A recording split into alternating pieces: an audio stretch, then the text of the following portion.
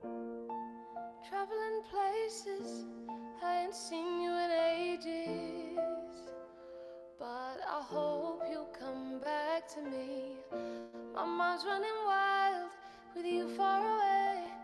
I still think of you 100 times a day. I still think of you too. If only you knew. When I'm feeling a bit down and I wanna pull through, I look over your...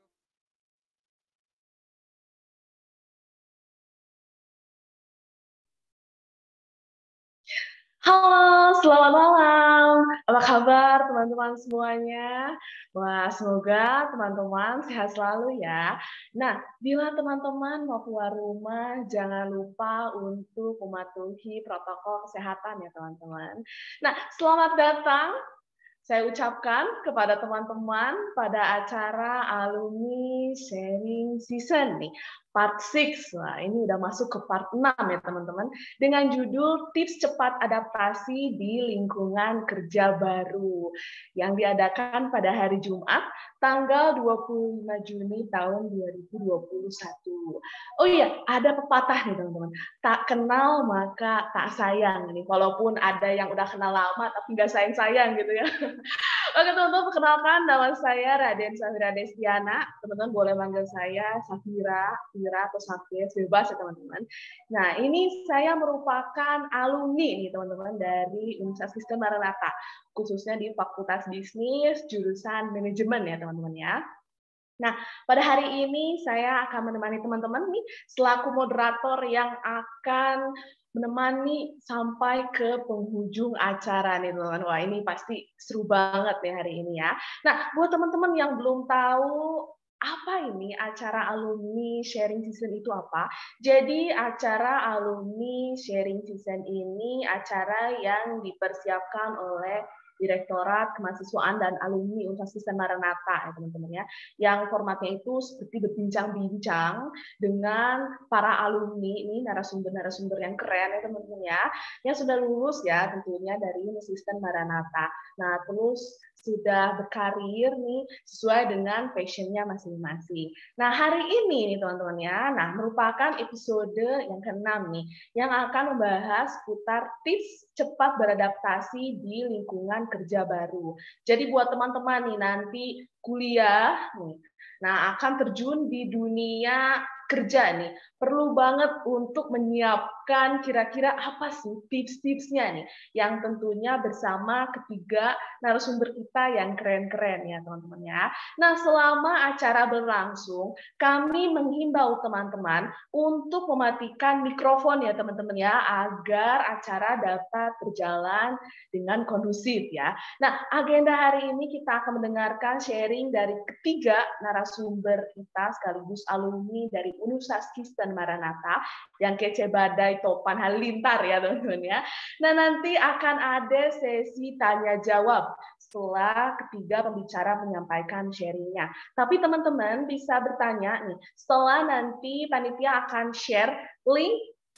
Nah, link ini namanya platform Slido ya teman-teman ya. Jadi teman-teman bisa akses di website Slido untuk bertanya-tanya. Jangan lupa juga untuk ditulis namanya ya teman-teman ya. Nah, nanti akan diberikan link websitenya.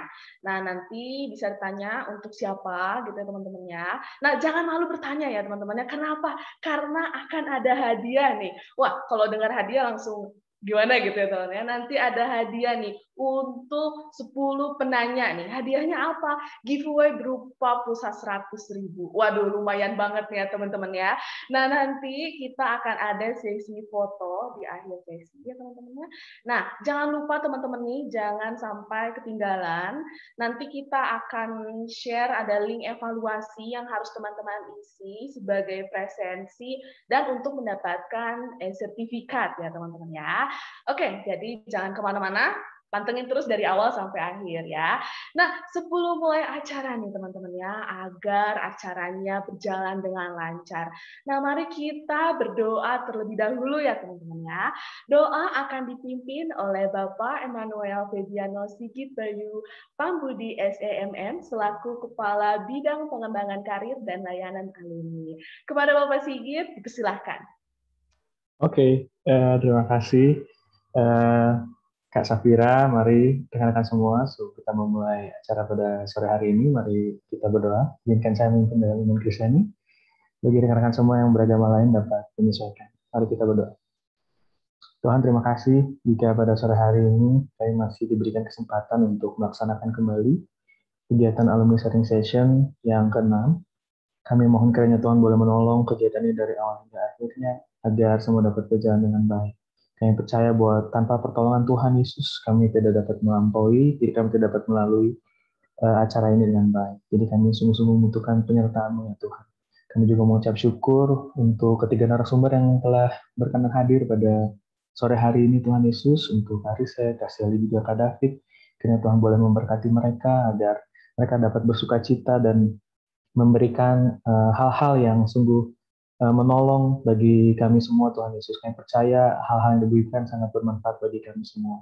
Terima kasih untuk rekan-rekan panitia, juga peserta yang telah hadir pada sore hari ini. Terima kasih Tuhan, kami menyerahkan semua ke dalam pertolongan-Mu. Hanya di dalam nama Tuhan Yesus kami berdoa. Amin. Oke, silakan Kak Safira, terima kasih. Terima kasih Pak Sigit. Nah, teman-teman, saya mau menghimbau kembali nih kepada teman-teman, nanti kita ada sesi Q&A ya teman-teman ya. Jadi nanti nanyanya bukan kolom komentar, tapi lewat platform Saidu ya teman-teman ya. Jadi nanti linknya akan di-share oleh panitia kolom komentar. Jangan lupa nih ada hadiah nih teman-teman ya, Rp100.000 nih, lumayan nih teman-teman, teleponan dari bangun tidur sampai tidur lagi gitu teman-teman ya. Nah teman-teman nih, berbicara dengan adaptasi di lingkungan kerja nih. Kenapa kita harus beradaptasi di lingkungan kerja kayak gini teman-teman? Karena di budaya lingkungan kerja yang baru itu kan bisa menimbulkan adanya kaget gitu ya teman-teman ya, cultural shock gitu. Nah adaptasi ini penting nih teman-teman ya saat teman-teman mendapatkan pekerjaan baru. Jadi kita bisa menentukan atau menyatukan diri kita dengan lingkungan gitu ya. Nah yakin nih kalau proses adaptasi itu pasti tidak akan selalu berjalan mulus. Maka dari itu nih kita akan mendengarkan dari tiga narasumber kita mengenai tips-tipsnya nih, karena biasanya juga kita ada yang panik nih ya, khawatir nih tentang pekerjaan yang baru dan sebagainya. Nah, maka dari itu nih judulnya ini kan tips cara cepat adaptasi di lingkungan kerja baru nih. Kita akan mendengarkan sharing-sharing dari kakak-kakak alumni Usasisten Maranatha. Nah, tanpa berlama-lama lagi nih teman-teman ya, kita langsung masuk aja nih ke sesi utama kita nih. Nah, kita langsung bacakan saja profil narasumber nih, pertama kita. Baik, ini kita akan membacakan profil narasumber pertama kita ya teman-teman ya. Jadi narasumber pertama kita itu bernama Kak Riset Joyo STMM, teman-teman ya. Nah, beliau lahir di Surabaya tanggal 22 Mei ini. Beliau mendapatkan gelar sarjana teknik industri. Jadi beliau alumni Universitas Maranatha, teknik industri itu angkatan 2000 ya teman-teman ya. Nah, terus ini teman-teman ya, nih kita lihat Kak Riset nih. Kak Riset dengan gelar Master Finance nih di Universitas Airlangga Surabaya tahun 2007.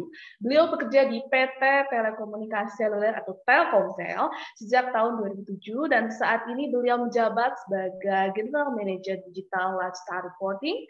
Beliau berkontribusi di beberapa position dan special project nih seperti Maxstream Video dan dunia games nih platform.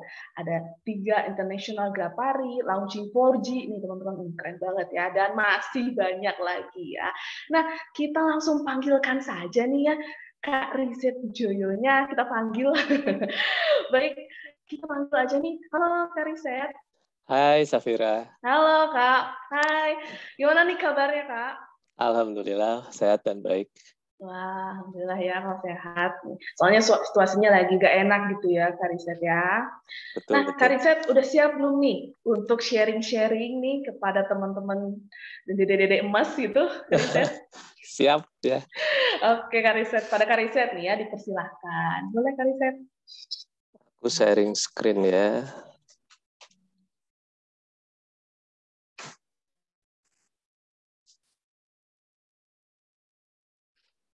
Udah bisa kelihatan ya, Safira? Nah, sekarang sudah terlihat. Baik, teman-teman sekalian. Di sini mungkin berkumpul baik dari mahasiswa baru, mungkin mahasiswa yang masih kuliah, juga dari teman-teman alumni ya. Terima kasih banyak sudah hadir dan ini sebuah kehormatan buat saya bisa sharing dengan teman-teman sekalian. Nah, ini judul yang harus dibawakan adalah tips cepat beradaptasi di lingkungan kerja yang baru. Jadi kurang lebih saya meninggalkan Maranatha itu udah 20 tahun ya. Bisa dibilang saya ini generasi X lah ya. Sekarang udah Y, terus mungkin sekarang udah Gen Z. Jadi pasti ada perbedaan cara pandang dan tentu saja pola perilaku ya. Tapi saya coba ini bisa masuk ke semua ya, ke semua kalangan. Dan ini berdasarkan pengalaman, jadi bukan motivasi, karena saya juga bukan motivator, tapi insya Allah bisa memberikan inspirasi ya, teman-teman semua ya. Oke, kalau kita lihat di sini, seringkali kesulitan terbesar dalam menghadapi lingkungan baru itu adalah diri sendiri. Kadang kita menilai diri kita terlalu rendah, kadang kita menilai diri kita terlalu tinggi. Kalau bahasa Gen Z-nya itu baperan, atau terlalu cuek, atau apapun itu ya. Padahal kalau kita lihat ya, mungkin teman-teman tahu ya, BIS ini, kalau kakak lihat, teman-teman semua lihat, ini ada tulisan Juragan 99. Kita bisa lihatlah cerita beliau, dari yang orang biasa sampai jadi crazy rich di Malang ya. Dan kalau kita lihat di sana, kita bisa belajar bahwa sebenarnya kalau kita ingin menjadi atau memiliki masa depan yang lebih baik itu harus diniatkan dari awal. Karena cerita beliau itu seperti itu. Nanti teman-teman bisa lihat sendirilah detailnya ya, di sosial media juga banyak. Jadi masa depan itu harus diniatkan, direncanakan, kemudian dikawal agar terjadi dan tentunya dievaluasi ya, untuk terus dipertahankan dan ditingkatkan. Jadi adaptasi itu bukan cuma di awal, tapi juga di tengah, karena kita melihat prosesnya. Namun juga di akhir, karena kadang-kadang hasil yang kita inginkan itu kita tidak terjadi. Maka dari itu, tips nih dari saya selama 20 tahun bekerja ya, 12 tahun bekerja, itu yang pertama, teman-teman untuk menghadapi lingkungan baru itu harus open mindset. Jadi kita harus bisa memastikan diri kita itu bisa untuk medan apapun. Buat teman-teman tadi yang merasa tinggi bahwa gua pasti bisa lah. Kadang-kadang meremehkan orang lain, itu nggak boleh. Terus kadang-kadang nggak percaya diri, aduh bisa nggak ya aku? Itu juga nggak boleh, gitu. Terlalu cuek juga nggak boleh. Jadi memang hal pertama yang harus dimiliki adalah open mindset. Kemudian adalah remembering our purpose. Tujuannya apa nih? Nah, lingkungan baru itu sekarang sudah lebih dari, kita bilangnya beyond ruang dan waktu ya. Kadang kita kerja dari rumah, tapi kita kerja untuk di Amerika. Jadi waktu sudah berbeda ya. Di sana malam, di sini pagi, begitu juga sebaliknya. Kita kerja di rumah, ada yang kerja di kantor. Makanya dari itu, kalau tujuan kita memang untuk yang lebih baik ya, harus dipersiapkan. Kalau misalnya kita kurang ya kita harus training, kita mencari keterampilan sendiri. Kalau misalnya sudah punya, ya udah kita bangun tim, kita kerjasama dengan baik dan lain sebagainya. Dan yang ketiga, kalau kita sudah masuk ke tempat itu, ya kita sudah berani masuk, kita sudah siap, harus passion. Jadi apapun yang dikerjakan, itu kalau selalu diniatkan dengan baik, pasti akan berhasil. Dan nggak boleh mudah menyerah ya. Gitu. Terus tips selanjutnya, nah kalau ini sudah mulai teknis. Semua pekerjaan itu pasti ada yang mudah dan ada yang susah. Ada yang prioritas, ada yang bisa ditinggalkan. Jadi pilah-pilah masalah-masalah atau mana prioritas yang harus kita dahulukan. Nggak bisa semua itu langsung diselesaikan. Gitu. Terus yang kelima, jangan semua tuh harus deadline. Maksudnya gini, semua tuh harus segera diselesaikan. Padahal itu bukan prioritasnya. Jadi, setelah dipecah-pecah, kita selesaikan dulu mana yang prioritas. Dan kalau bisa, selesainya itu bertahap. Jangan mau semuanya selesai. Karena tentu saja kalau kita jadi atasan, kita kan punya bawahan ya. Kita juga harus delegasi tugas ke mereka, dan kita harus kasih waktu mereka untuk memberikan penyelesaian pekerjaannya. Jadi nggak bisa tuh tiba-tiba semua harus bagus, semua hasil harus bagus, nggak bisa.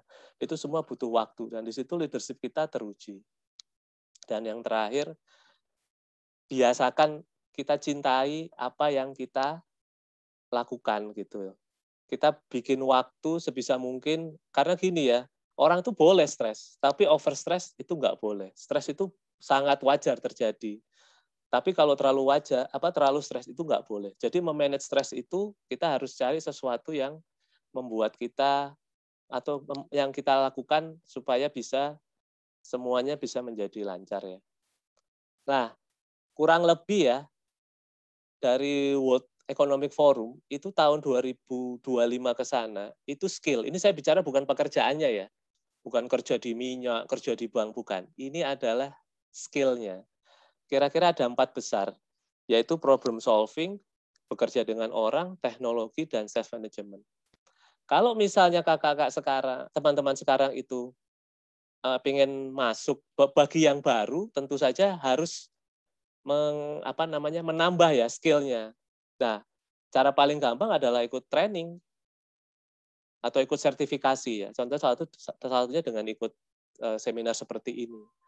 Nah, kalau misalnya kita sudah masuk di dalam dan misalnya harus bekerja sama dengan tim ya, perbaikilah kerja teamwork kita gitu loh. Dan kadang-kadang bisa beda bidang ya. Jadi mau nggak mau juga kita harus belajar ke tempat yang bukan bidang kita. Jadi kadang-kadang adaptasi itu nggak cuma di awal, tapi begitu kita udah masuk, di proses itu kita juga bisa beradaptasi dengan orang-orang baru, sistem baru, dan lain sebagainya. Oke, ini cara merevolusi karir nih ya. Ini berdasarkan pengalaman. Yang pertama adalah teman-teman harus bisa dipercaya. Orang tuh kalau dipercaya, pasti apapun dikasih. Nah, setelah bisa dipercaya, berikan nilai tambah. Lah, untuk memberikan nilai tambah, itu teman-teman harus mau mengupgrade diri, belajar, mau membaca.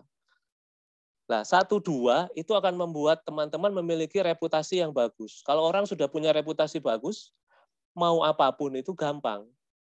Nah, tinggal satu nih yang keempat, dikenal oleh orang yang tepat. Nah, contohnya dikenal misalnya Pak Jokowi atau Pak Erick Thohir, itu pasti jadi orang besar. Gitu.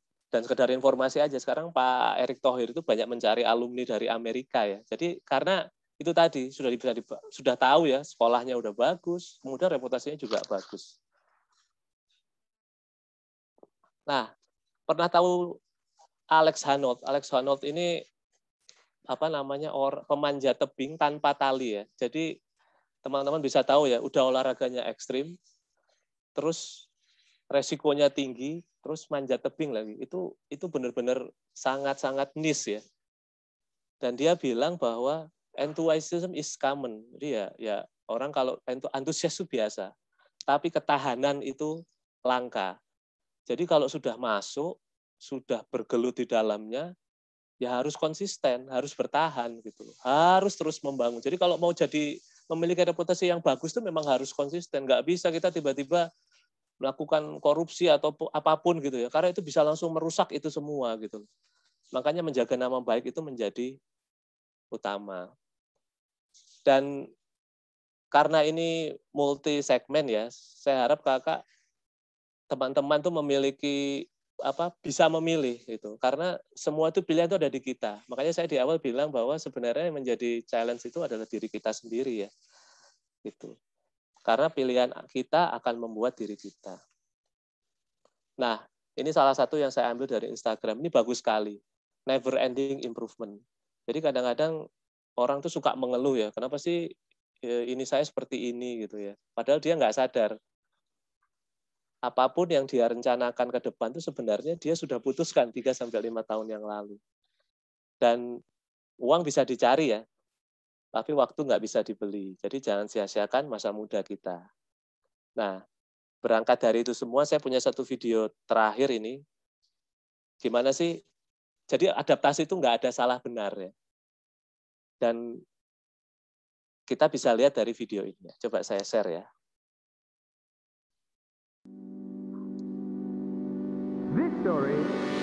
This story is about me, but Coba saya ulang lagi nih kok suaranya.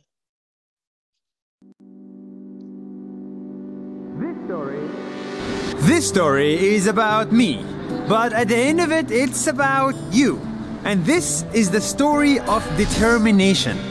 689 days ago exactly, I was walking down the street at night, frustrated with my job, frustrated with my life. I had this desire to travel, see the world, and make videos. So I quit my job, bought my first camera and a one-way ticket to Kenya. And before heading to the airport, I tried something new. Once a day, I'm gonna make one video that's 1 minute long. That's it. And put that video on a Facebook page with no followers. People told me this was a bad idea. People told me YouTube is better. People told me I'm not a video maker. And as much as I tried to prove people wrong, they were right. I was not a good video maker. This shot is bad. This shot has no storyline. Today I feel like burning calories. And this one has a bad microphone. Okay, let's go. People were making money on YouTube and on Facebook. I was losing money, and little did I know that I was heading towards the darkest, loneliest time of my life. Day after day after day. Hello from Austin, Texas. You can't see me. Today's a special day. I spent 10 hours making a 1-minute video. Day after day after day. Nobody watched, nobody cared, nobody shared. I almost quit, even after I gave it my best every day. But I didn't quit. The next day I made another video. I am cheap. That's why I like Thailand. It's very cheap. And that video, people actually liked, really liked. It went viral. Overnight, millions discovered my project. Then I started to get it. You get how to make videos. You learn how to be better. This is a real bulletproof vest. You make better videos. You tell better stories. Hi. Hey. Hi. Hola. Hi. You become better yourself. And as you're busy filming this, you look back only to see millions of people behind you who saw your videos 1 billion times.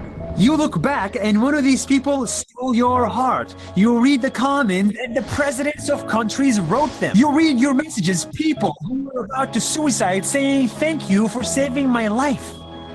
And when you read that message, you realize it was a good thing you never quit. Even the day your dad went to surgery, you never quit. The day you lost followers, the day you got sick, the day your numbers went down, it's a good thing you never quit that day. To whoever said YouTube was better, they were wrong. Facebook works and now I make money. To whoever said this was a bad idea, they were wrong. This saved a life. I said this story was not about me. It's about you. Because one day you'll walk down that street, down that road, frustrated with your life, frustrated with your job, asking yourself, what do I do? What do you do? I don't know. I know what you don't do. You don't quit, because only then can you succeed 1 billion times.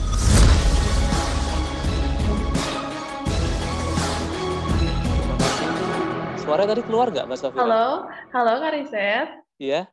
Ih, sedih banget ya tadi videonya itu patah-patah terus tadi sempat mati. Nggak apa-apa, boleh kalau nggak dirangkum aja sama Kak Riset deh tadi videonya apa. Cuma suaranya ada kok. Oh ada. Ya kurang lebih itulah. Itu salah satu pengalaman kan. Itu adaptasi itu harus terus dilakukan. Dah itu aja. Mohon maaf terlalu. Boleh dilanjut lagi Kak Riset. Udah, saya rasa itu aja, Mbak Safira. Oh, oke. Wah, luar biasa sekali ya nih sharing dari Kariset, mantap banget ya teman-teman ya. Jadi tadi kita sudah mendengarkan nih. Jadi ada beberapa tips dari Kariset, mulai dari kita harus open minded ya, terus kita harus bisa tahu tujuan kita apa nih, purpose kita apa. Terus yang ketiga nih ya, tadi saya sampai ngerangkum nih, saking kerennya nih ya. Terus kita nih ada be passionate what you do nih. Jadi kita harus tahu nih passionnya apa gitu ya teman-teman ya. Terus kita harus menentukan prioritas. Lalu jadi jangan deadliner gitu ya teman-teman ya. Kita harus menentukan juga prioritas utama kita apa yang harus kita kerjakan. Lalu kita harus menyisihkan waktu untuk yang kita senangi atau misalkan kita me time gitu ya teman-teman. Terus tadi ada juga dari Kariset nih, ada dari hashtag never ending improvement gitu katanya ya teman-teman ya. Wah, luar biasa sekali nih. Jadi saat adaptasi ini memang penting ya kita bagaimana cara kita untuk membuka diri gitu ya teman-teman, untuk memperkenalkan sosok kita nih dengan open minded gitu ya. Ketemu dengan teman-teman, jadi pribadi yang menyenangkan jadi kita bisa dapat pengetahuan baru ya, terus bisa diajak bekerja sama dengan rekan kerja dan sebagainya gitu ya teman-teman. Nah teman-teman nih, kita udah share juga untuk teman-teman yang mau bertanya, bisa di platform Saidu. Nah, untuk linknya udah di-upload nih, ada di chat ya. Jangan lupa untuk ditulis namanya ya teman-teman, karena ada 10 penanya beruntung yang akan dapat hadiah. Kalau nggak ditulis namanya atau anonim gitu ya, nanti hadiahnya buat siapa? Buat saya aja kalau gitu teman-teman ya. Oke, terima kasih banyak Kariset atas sharingnya ya Kariset ya. Nah teman-teman, kita akan lanjut nih ya untuk sharing alumni selanjutnya nih, narasumber kedua kita nih ya teman-teman ya. Boleh kita lihat dulu nih profil narasumber kedua kita ya. Nah teman-teman, narasumber kedua kita itu Kak Seli Feransa, MTSI Psikolog ya teman-teman ya. Beliau lahir di Bandung tanggal 23 Juli. Wah, ulang tahunnya cuma beda sehari nih sama saya teman-teman. Nah, Kak Seli merupakan alumni program studi S1 Psikologi Universitas Kristen Maranatha angkatan 2003 dan juga alumni program studi Magister Psikologi Universitas Kristen Maranatha angkatan 2011. Nah, untuk gelar magisternya di Psikologi Universitas Kristen Maranatha lulus dengan cum laude. Terus Kak Seli juga mendapatkan pencapaian sebagai the best master graduate nih di Maranatha Christian University. Waduh, luar biasa sekali ya teman-teman ya. Nah, saat ini beliau bekerja sebagai Head of Recruitment and Branding di Triputra Group. Nah, beliau pernah menjadi dosen di Universitas Kristen Maranatha dan di kampus lainnya. Menjadi konselor di sekolah swasta di Bandung. Menjadi bagian dari recruitment dan talent acquisition di beberapa perusahaan. Nah, teman-teman, wah ini kita lihat berbeda sekali ya beliau. Nih kita langsung panggil aja nih Kak Selinya. Halo Kak Seli. Halo Syafira. Sore. Halo Kak Seli. Selamat malam. Sore ke malam. Jangan di BSD ini beda jamnya sama Bandung. Oh gitu ya. Ini atau lagi di New York gitu ya Kak Seli ya. Oke Kak Seli, apa kabar nih Kak Seli? Puji Tuhan sehat-sehat. Oh, iya. Syafira dan teman-teman di sini semoga sehat-sehat ya. Iya. Kak Seli udah siap belum nih untuk sharing-sharingnya nih di acara kita ini? Siap, pasti siap kalau buat Maranatha. Oke, kalau gitu Kak Sherry. Untuk Kak Seli boleh dipersilakan. Saya izin share ya. Thank you Syafira. Iya Kak. Oke, selamat malam semua. Kalau tadi Syafira ingatnya selamat malam ya, saya ingatnya bawaannya sore atau justru pagi gitu. Oke, selamat malam dan semoga teman-teman saya doakan semoga sehat semua ya. Karena saat ini tuh yang paling penting adalah kita sehat gitu ya. Jadi kalau saya suka bercanda di tim saya itu tiap hari harus ngabarin ya. Gitu. Zaman sekarang kan zaman udah WFH ya, jarang ketemu di kantor. Kalau nggak ngabarin kita deg-degan gitu, kenapa? Jadi buat teman-teman di sini sehat dan saling berkabar satu sama lain itu penting. Oke, tadi udah ada sharing yang sangat menarik sebelumnya dan tentunya pasti sangat bermanfaat buat teman-teman sekalian. Saya juga belajar banyak dari Kariset gitu ya. Namanya aja udah Kariset gitu ya. Pasti banyak penelitian dalam pikirannya gitu ya. Oke, mungkin kalau hari ini saya bawa namanya Ruang untuk Tumbuh is Yours.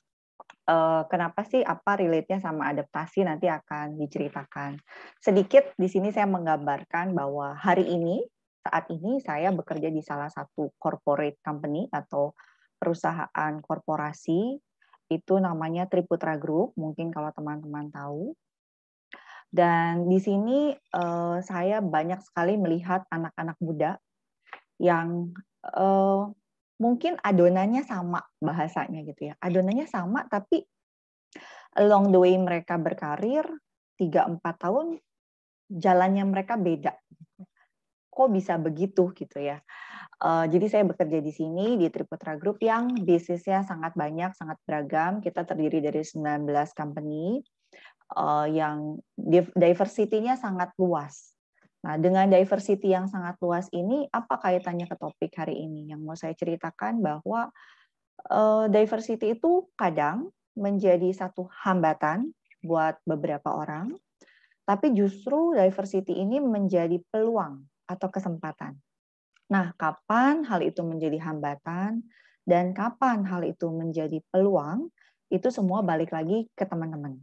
Makanya judulnya Ruang untuk Tumbuh itu milik kamu, bukan milik perusahaan, bukan milik kita, tapi memang murni itu milik teman-teman sendiri. Milik saya, milik kamu gitu ya semua ya. Oke, nah mungkin teman-teman udah biasa ya dengar istilah VUCA. Ya betul ya, buat kita-kita, buat kami-kami gitu ya, di Kariset juga punya dengan usahanya sendiri, nanti ada perkenalan dari Kak David gitu ya.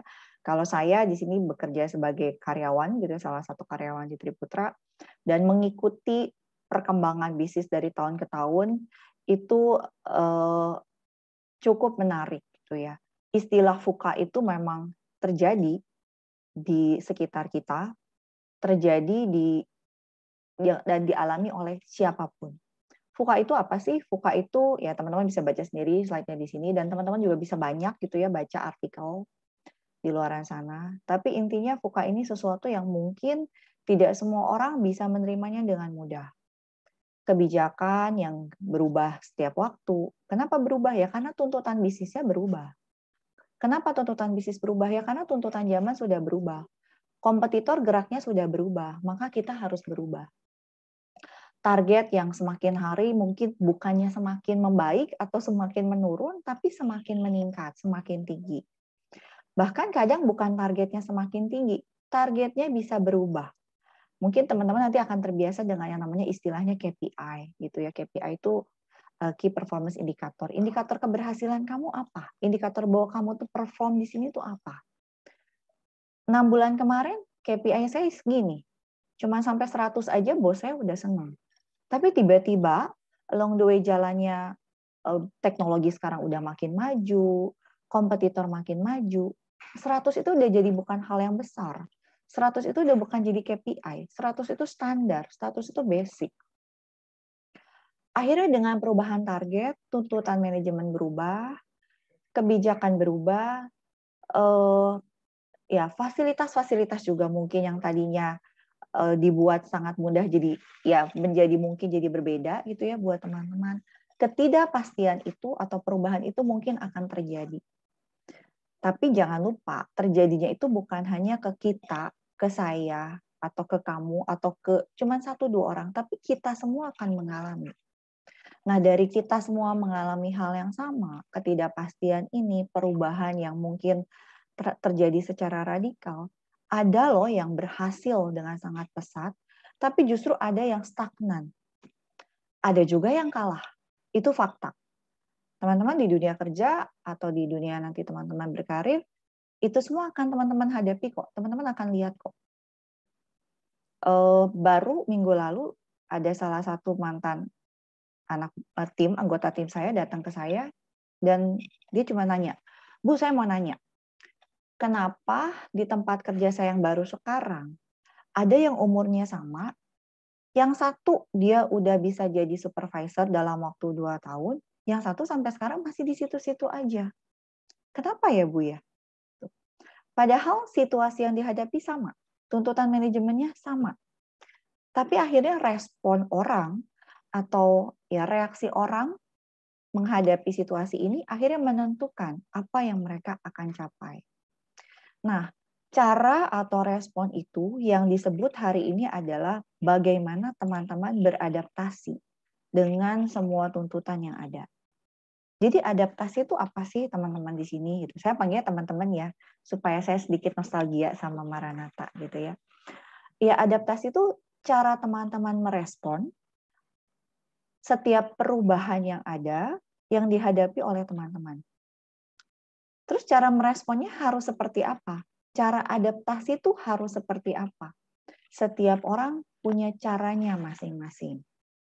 Tidak ada yang bisa mengatur dan nggak ada ground rules-nya. Harusnya bagaimana tidak ada.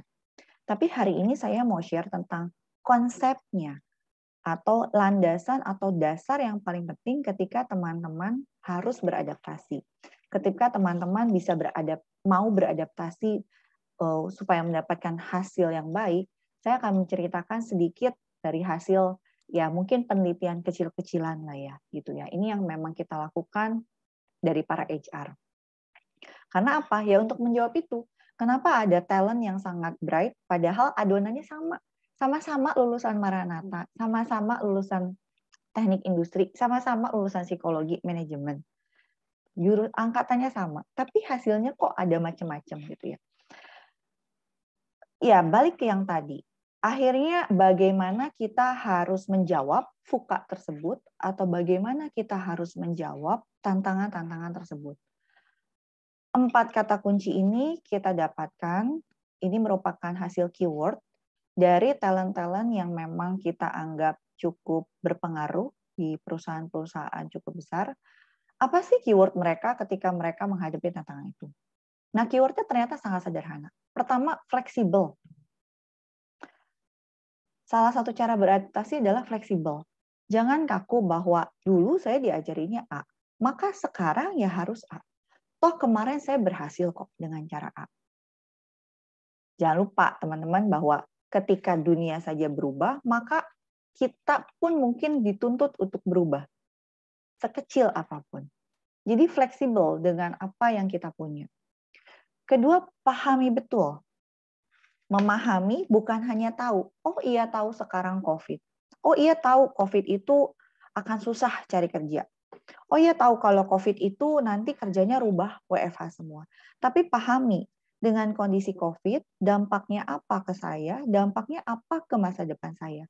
Tadi Kak Riset sudah menyampaikan. Tentukan apa yang kamu suka dan kejar. Nah, pahami apa sebetulnya yang pengen saya kejar. Itu menjadi penting. Nah, yang ketiga menarik teman-teman. Ini dari hasil survei juga. Keywordnya kami juga cukup kaget gitu ya. Oh ada ya muncul keyword ini.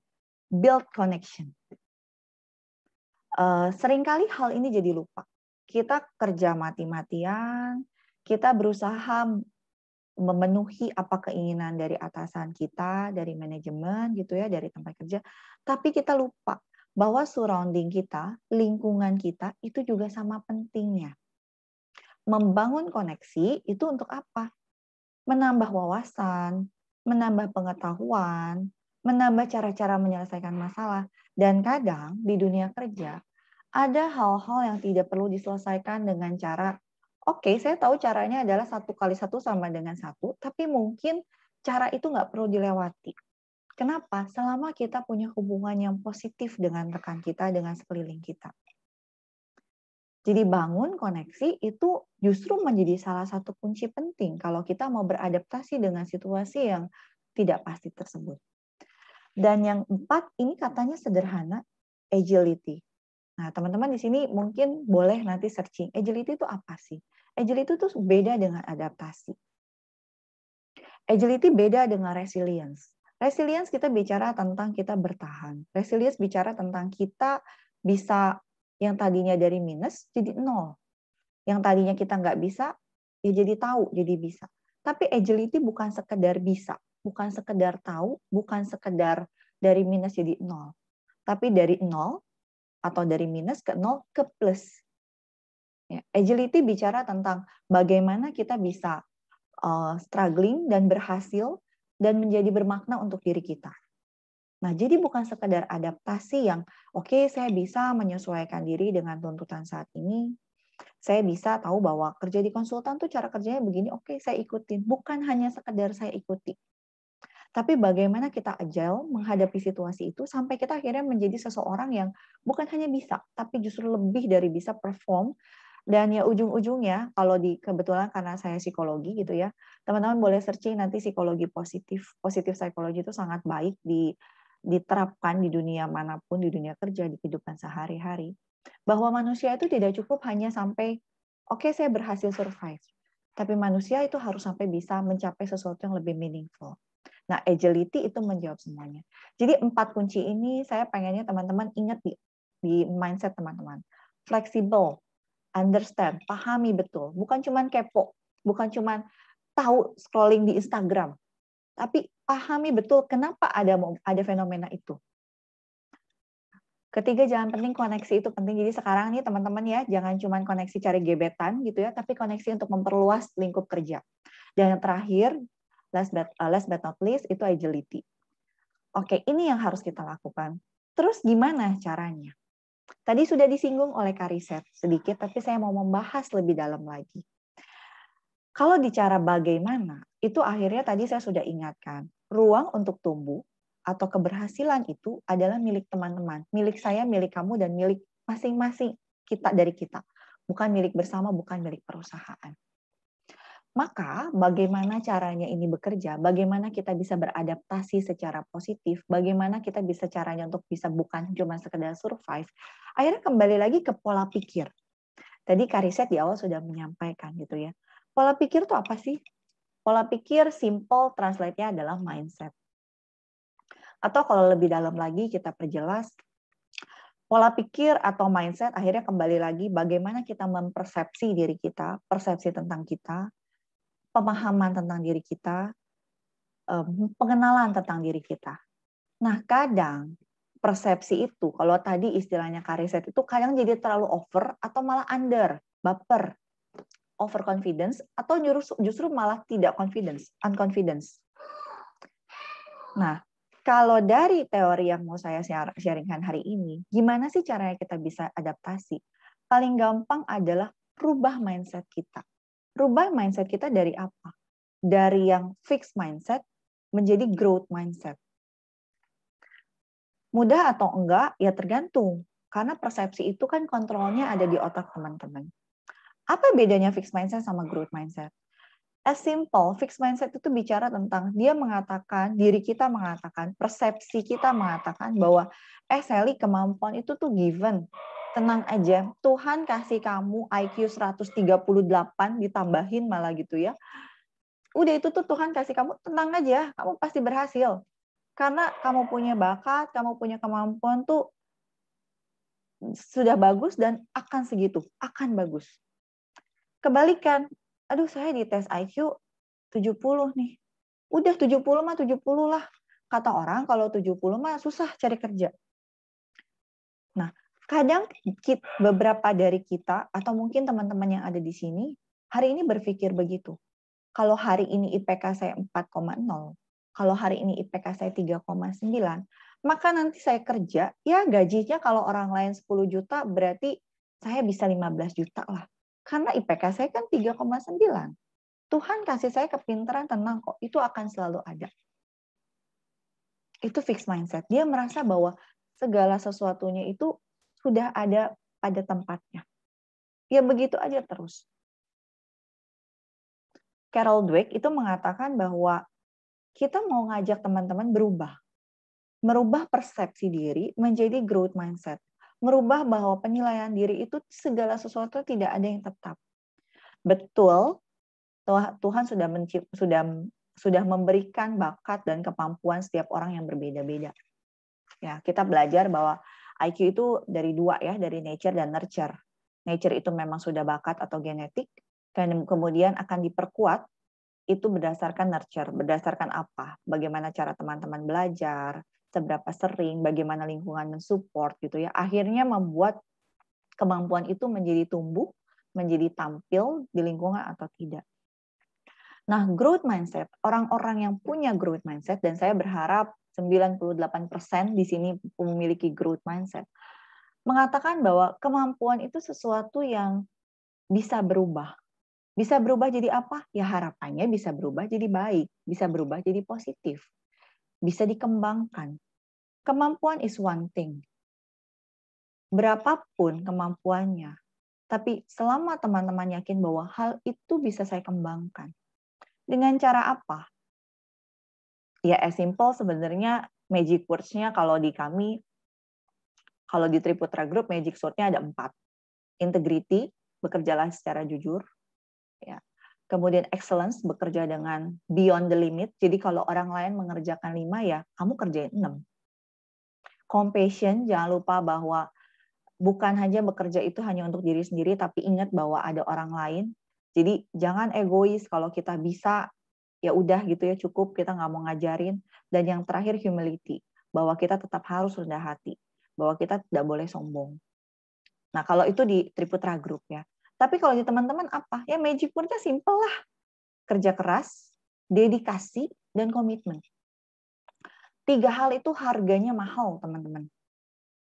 Kalau teman-teman tanya, saya pernah sharing topik ini mirip di salah satu universitas negeri. Pertanyaannya lucu. Bu, saya sudah 4 kali apply di tempat Ibu, tapi belum diterima juga. Memang Ibu cari orang kayak apa sih? Saya IPK tinggi loh, Bu. Ya ini dia, IPK bukan segalanya. Kerja keras, dedikasi, komitmen, kita butuh orang-orang kayak gitu. Kenapa? Karena dengan orang-orang yang punya 3 modal itu, dia tahu bagaimana cara mengembangkan kemampuannya. Dia tahu kalau dia sekarang itu 5, dia nanti akan 7. Dan ketika dia 7, dia nanti akan 8. Ketika dia 8, someday dia akan 10. Begitu seterusnya. Kita lagi nggak cari orang, kita nggak butuh orang, kita nggak pengen dapat orang yang kalau saya itu 8, pasti 8 terus. Tenang aja, orang lain nggak ada yang ngalahin. Kalau saya 5, saya udah 5 terus, ya udahlah. Nah, teman-teman, di sini saya pengen semua anak Maranatha gitu ya. Ya, di sini alumni Maranatha ya, banyak kan mahasiswa Maranatha. Ya, mari kita semua jadi orang yang punya pemikiran yang disarankan yang kanan gitu ya, growth mindset. Bahwa kemampuan is one thing, kita kembangkan itu supaya bisa menjadi lebih baik. Oke, jadi apa yang bisa teman-teman lihat gitu, atau apa yang bisa teman-teman lakukan? Kalau tadi teman-teman sudah punya persepsi diri yang positif, kalau tadi teman-teman sudah punya persepsi diri bahwa saya mau punya pemikiran yang positif atau growth mindset, gitu ya. Maka sekarang saatnya teman-teman melihat peluang-peluang apa sih yang saya punya. Karena ketika teman-teman sudah punya ancang-ancang, melihat peluang-peluang itu, maka teman-teman ketika masuk ke lingkungan kerja, adaptasinya akan lebih baik. Teman-teman tahu bagaimana harus bersikap secara fleksibel, bagaimana teman-teman harus berelasi dengan orang-orang yang ada di sekitar. Nah, balik ke yang tadi, buat teman-teman di sini yang punya growth mindset, dia akan fokusnya bukan lagi ke output atau ke hasil. Mungkin ketika dia memasuki lingkungan kerja, buat dia fokusnya bukan berapa nih gaji yang saya dapat. Ya itu paling simpel ya. Jadi kalau saya kerja 6 bulan, berapa angka yang saya bisa dapat? Tapi buat orang-orang yang punya growth mindset, dia akan memikirkan apa yang saya peroleh. Kalau saya masuk ke sini, kalau saya bekerja keras, maka saya akan dapat apa? Ilmu apa yang akan saya dapat? Ilmu apa yang akan menjadi modal untuk saya bisa lebih baik lagi?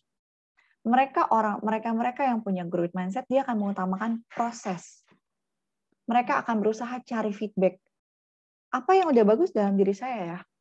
Apa yang masih kurang ya? Apa yang harus diperbaiki ya? Nah, ketika nanya apa yang kurang, apa yang harus diperbaiki, I don't know ya, mudah-mudahan persepsi saya salah atau asumsi saya salah. Ya, 50% mungkin orang akan malu, akan sulit untuk nanya. Orang akan lebih cenderung nanya, saya udah bagus di mana ya? Tapi butuh keberanian untuk seseorang nanya, saya kurangnya di mana? Apa yang harus saya perbaiki?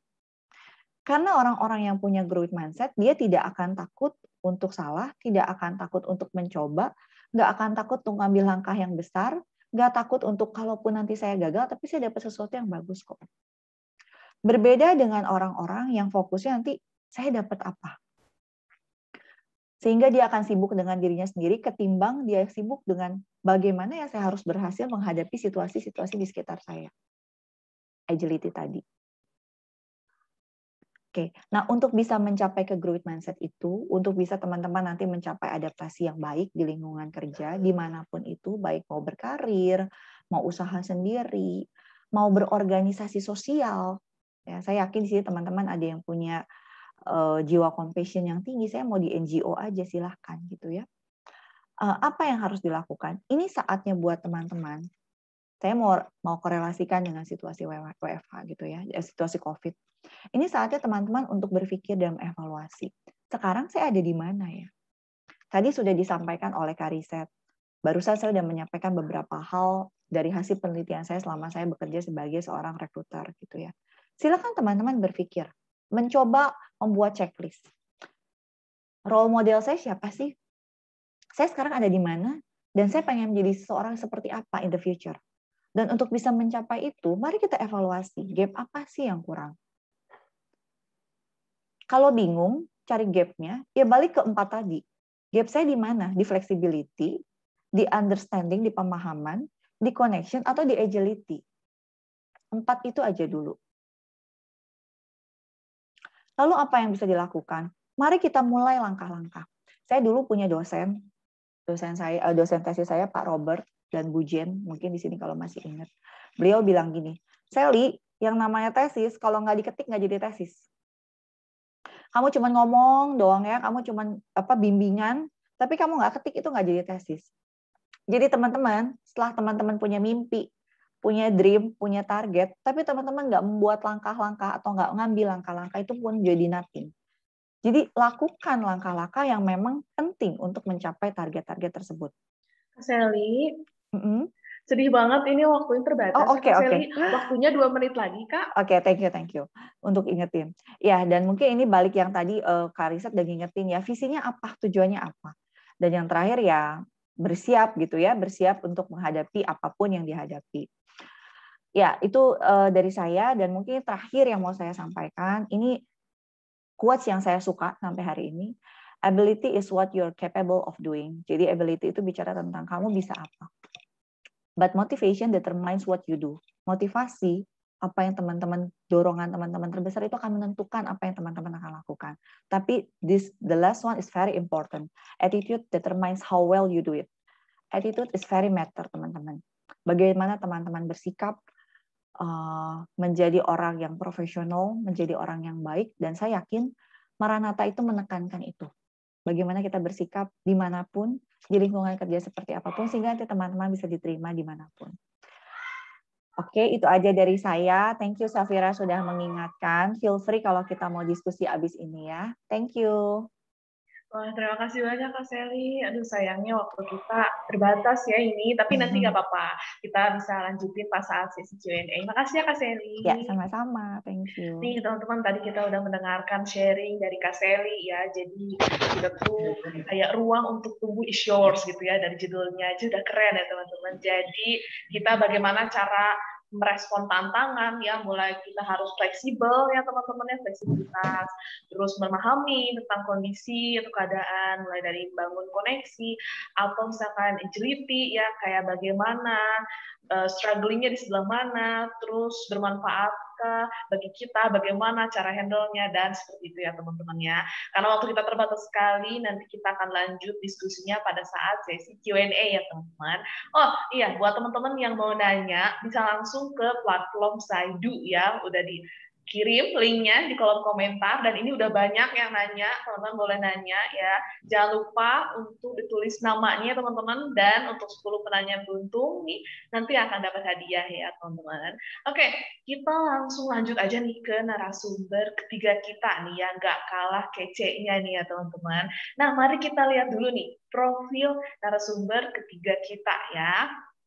Nih, kita lihat dulu nih. Narasumber ketika kita yaitu Kak David Chris, SDS. Nah, beliau alumni Maranatha ya teman-teman ya. Program studi Desain Komunikasi Visual DKV angkatan 2005. Beliau merupakan founder dan Chief Executive Officer CEO. Wah, ini Bapak CEO ya teman-teman ya. Argo Asia Network sejak tahun 2015. Nah, ini Argo Asia Network ini merupakan perusahaan agensi kreatif ya teman-teman yang berfokus pada pembuatan strategi kreatif yang terbaik untuk brand-brand ya teman-teman.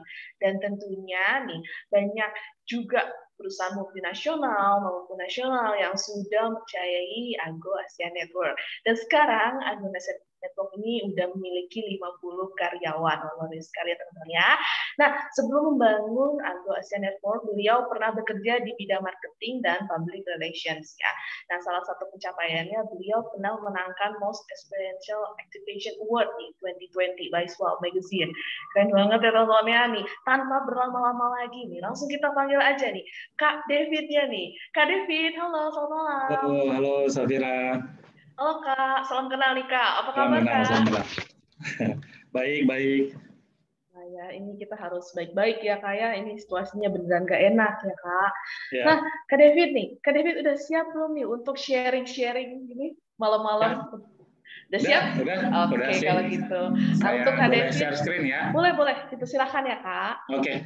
Thank you waktunya Safira. Thank you teman-teman Maranatha, baik Bapak dosen mungkin yang ada di sini, terus teman-teman alumni juga.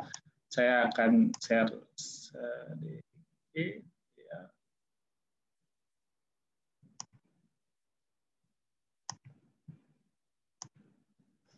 ya, udah terlihat ya Safira ya, teman-teman ya? Sudah. Oke, saya mulai aja. Jadi makasih kesempatannya saya bisa kembali ke habitatnya lah, kembali ke Maranatha. Saya senang banget karena emang saya besar dan bertumbuh dan bisa jadi kayak sekarang pun juga besar banget andilnya Maranatha untuk saya pribadi secara personal. Nah, sekarang saya mendirikan marketing kreatif dan advertising company, yaitu nama holdingnya Argo Asia Network, di mana di dalam Argo Asia Network ada 4 bisnis unit secara service, ada digital agency, ada PR agency, ada marketing agency, dan terakhir ada creative agency. Gitu. Jadi masing-masing punya entity sendiri-sendiri, punya bisnis unit sendiri-sendiri, dan total karyawannya juga sudah hampir 100 juga gitu. Jadi banyaklah saya dapetin dari pertama saya berawal merantau, saya merantau ke Bandung, dari Bandung saya merantau ke Jakarta, saya bekerja, saya jadi karyawan juga, jadi staf juga, saya berbisnis juga. Sebelum jauh saya berbisnis Argo pun juga saya juga ngelakuin beberapa bisnis lah yang ternyata akhirnya mungkin pintunya adalah di Argo Asia Network sendiri saat ini gitu. Jadi banyak banget pengalaman yang saya dapat, banyak banget hal-hal yang besar, hal-hal yang memang penting dan menurut saya ini penting untuk saya bisa share dan saya turunin juga di company saya saat ini, dan mungkin saya juga bisa share juga ke teman-teman yang ada di sini juga hal-hal yang memang pernah saya jalani, pernah saya alami, dan bagi saya itu fundamental sih gitu, dan sesuai topik kita juga hari ini emang tips cepat beradaptasi di lingkungan kerja baru. Adaptasi, apalagi lingkungan kerja bukan semata-mata hanya sekedar lingkungan antara meja kiri dan meja kanan gitu, atau antara teman satu divisi, tapi kita beradaptasi di lingkungan kerja tuh impact-nya besar gitu. Kita bisa cepat adaptasi, itu tuh bagi teman-teman mungkin yang berkarir itu tuh kita sangat butuh banget,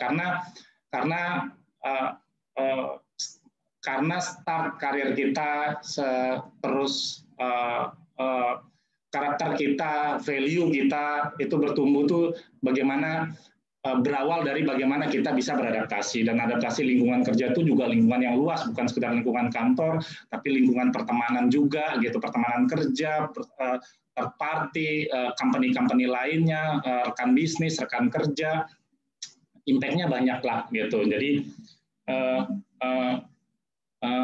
selama saya bekerja dan juga akhirnya membangun Argo sampai saat ini gitu, ada hal fundamental yang penting untuk saya bisa sampaikan ke teman-teman yang menurut saya apa yang saya alami mungkin ini bisa jadi angle lah, atau jadi bahan pemikiran teman-teman lah nantinya gitu saat nanti merantau atau bekerja atau mulai di kantor yang baru atau di tempat yang baru atau bahkan mungkin berbisnis gitu. Tapi kan punya lingkungan bisnis atau ekosistem bisnis yang baru atau yang beda. Nah, di saya punya satu pertanyaan selalu setiap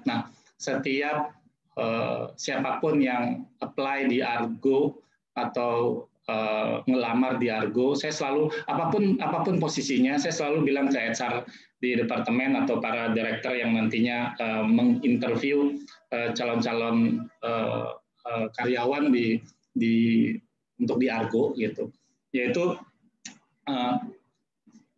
kasarnya di dunia kerja, di dunia real dunia kerja gitu, kadang kita tuh cuman bisa dapat 2 gitu dari 4. Itu menurut itu yang saya bisa lihat gitu. Itu experience saya selama experience saya dan circle saya, apa yang saya bisa lihat gitu. Kita tuh kadang hanya cuman bisa dapat 2, 3 tuh sudah mungkin udah baik lah, jarang banget yang bisa dapat 4 gitu, atau 3 pun juga jarang. Dan rata-rata kita cuma bisa dapat 2 dari 4. A good boss atau bos yang baik atau bos yang enak atau kerjaan yang enak atau benefit yang enak atau environment atau lingkungan kerja yang enak. Nah, ini pertanyaan yang selalu dilontarkan oleh HR ke siapapun yang apply di kita gitu. Nah, kenapa saya lempar pertanyaan ini? Hanya satu, supaya yang pertama gitu, untuk yang apply-nya sendiri pun atau untuk calonnya sendiri pun, supaya teman-teman bisa manage ekspektasi. Penting untuk kita masuk ke satu tempat, kita tuh benar-benar grounded untuk bisa manage ekspektasi gitu. Karena kita pasti punya banyak ekspektasi, punya banyak plan. Saat saya keterima kerja di sini, wah saya akan menjadi di posisi ini, saya akan kejar karir ini dunia yang saya suka, ini dunia yang saya geluti. Wah teman saya enak, saya di-refer sama teman saya gitu. Kadang semuanya tidak sesederhana itu gitu. Kadang semuanya tidak semulus atau sespesial atau seenak apa yang kita sudah expect gitu. Nah, penting untuk kalian tahu, untuk kita tahu sebenarnya apa sih yang paling penting atau paling fundamental yang mau kita manage gitu atau kita expect. Apakah kerjaan yang baik dan benefit yang baik, atau benefit yang baik atau bos yang baik gitu, atau environment yang baik dan juga kerjaan yang baik. Nah, kita harus bisa memilih gitu. Karena saat kita bisa memilih, kalian akhirnya bisa manage ekspektasi kalian saat masuk di lingkungan kerja. Dan kalian tahu akhirnya gitu, apa yang kalian mau cari di kantor tersebut, apa yang mau kalian jalanin. Kalian tahu betul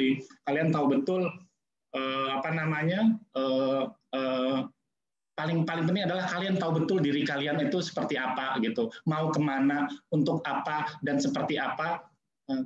Penting untuk kalian grounded dulu untuk tahu apa yang kalian mau gitu, karena di dunia kerja kalian nggak bisa dapetin ini 4-4-nya gitu, 3 aja jarang gitu, jadi rata-rata cuma 2. Jadi akhirnya kalau kalian tahu itu, pas kalian ternyata emang kalian expect, ya udah, gue mau kerja dimanapun gitu, yang penting bosnya enak deh, sama lingkungan kerja enak gitu. Kalau kerjaan sih ya mau kerjaan numpuk juga ya udahlah ya, namanya kerja gitu. Kalau benefit ya udahlah gitu. Nanti juga kalau gue kerjanya bagus, benefit gue pasti akan nyesuaiin. Akhirnya dia bisa menerima saat emang dia sudah expect untuk itu gitu, atau emang dia kesana kerjanya emang udah gue emang butuh benefit gitu, gue butuh gaji yang tinggi karena dengan kehidupan gue sama, yang penting bos gue baik gitu. Mau kerja numpuk, mau lingkungan kerjanya nggak enak, atau teman-teman kerja nggak enak, nyinyir sana sini, ya, gue nggak peduli lah gitu, karena emang tujuan gue ya gue pengen dapetin gaji dulu nih untuk gue ngamanin kehidupan gue di luar. Nah, ini penting buat teman-teman aware gitu, supaya kita tahu apa yang kita mau, kita grounded, dan kita sadar kalau dimanapun kita kerja, kita punya ekspektasinya lah gitu. Karena kadang yang bikin orang jatuh adalah kadang kita ekspektasi ketinggian, kejauhan, dan saat itu nggak sesuai, itu yang akhirnya ngerasa gagal, ngerasa salah jalan, ngerasa salah ngambil keputusan, salah nerima, atau akhirnya jadinya blaming diri sendiri, blaming orang lain, blaming keluarga, dan lain-lain. Nah, ini fundamental yang pertama. Dan berikutnya juga, yang kedua, setelah masuk gitu, pasti kita juga mau tetap cepat beradaptasi, tetap bertumbuh gitu. Supaya apa ya? Udah pasti juga nggak muluk-muluk, kita dimanapun di dunia kerja, kita pengen karir kita terus baik, terus naik, terus ke atas, akhirnya semuanya pun mengikuti gitu. Tapi gimana caranya supaya kita bisa cepat, supaya kita cepat ter-reinforce, cepat bisa re-expose juga gitu. Nah, kalau saya dulu waktu saya di kerja, saya mungkin tadi di profil kerja cuma 2, tapi sebenarnya saya ada beberapa kerjaan lagi yang memang secara karir gitu saya dapetin juga gitu di dunia kerja saya gitu. Nah, saya selalu nyari orang-orang, atau saya pasti senang banget gitu dekat atau cari orang-orang yang jauh lebih hebat dari saya gitu, jauh lebih jago dari saya, jauh lebih pintar dari saya, dan saya bisa masuk, bahkan saya yang tarik mereka ke lingkungan saya atau ke circle saya gitu. Nah, kenapa ini penting? Karena ini yang bikin kita improve di dunia kerja. Kalian bisa akhirnya cepat beradaptasi. Kadang kita juga masuk ke dunia kerja clueless, gue kerjaan gue apa ya gitu. Oke, gue ngerti dunia marketing, atau gue ngerti dunia kreatif gitu. Atau gue ngerti gue lulusan industri, gue lulusan psikologi, atau gue lulusan ekonomi, tapi pas masuk dunia kerja itu kerjaan yang kalian sama sekali itu di textbook pun juga nggak ada gitu, dan kalian clueless, dan akhirnya saat kalian juga susah untuk beradaptasi, kalian juga akan kesusahan untuk increase value kalian gitu, baik secara karakter maupun secara hard skill atau soft skill gitu. Nah, penting untuk kalian kumpulin di circle kalian adalah orang-orang yang terbaik gitu. Kalian di pasar, di kantor punya teman-teman yang emang bisa empower kalian tempat kalian belajar, bertanya, bahkan bos kalian juga willing untuk diajak diskusi, diajak cerita gitu. Di luar kantor pun juga kalian berteman juga sama teman-teman yang emang nge-empower kalian juga gitu. Supaya apa? Supaya kalian cepat bisa naik, bisa improve, dan saat kalian menguasai, kalian pasti jauh akan lebih gampang beradaptasi. Nah, ini penting buat teman-teman, ini satu fundamental yang penting menurut saya gitu, karena mau bagaimanapun pasti selalu ada orang lebih hebat dari kita, lebih pintar dari kita, dan jangan pernah malu gitu. Justru itu jadi kekuatan kalian. Kalau kalian akan jauh lebih kuat saat kalian dikelilingi dengan orang-orang yang hebat. Gitu. Dan itu juga yang saya lakuin di Argo. Saya halo Kak David. Iya. Kak David, waktunya terbatas. Maaf ya Kak, tapi waktunya 2 menit lagi. Oke, gitu. Okay. Nah, berikutnya yang terakhir saya akan kasih lihat satu video.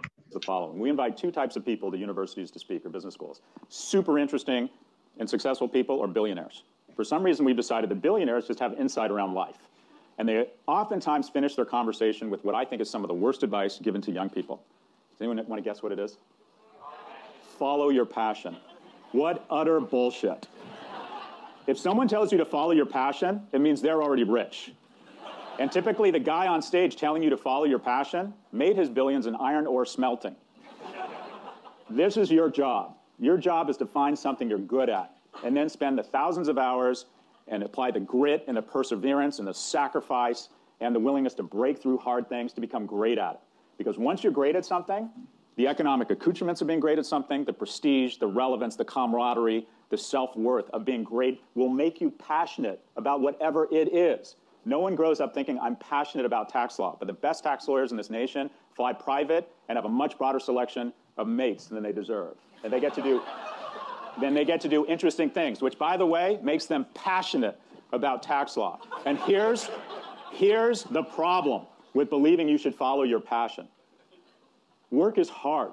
And when you run into obstacles and you face injustice, which is a common guaranteed attribute of the workplace, injustice, you'll start thinking, I'm not loving this. This is upsetting and hard. It must not be my passion. That is not the right litmus test.